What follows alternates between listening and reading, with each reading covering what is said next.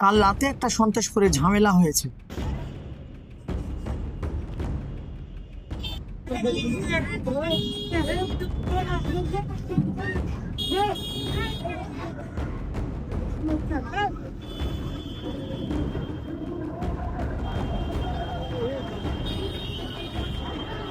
অনেক মানুষ বলছে হিন্দু মুসলিম ঝামেলা হয়েছে, কেউ বলছে হিন্দু মানুষটির ভুল, কেউ আবার বলছে মুসলিম মানুষটির ভুল। সবাইকে মনে রাখতে হবে, আমরা হিন্দু হই বা মুসলিম, সর্বপ্রথম আমরা একে অপরের ভাই।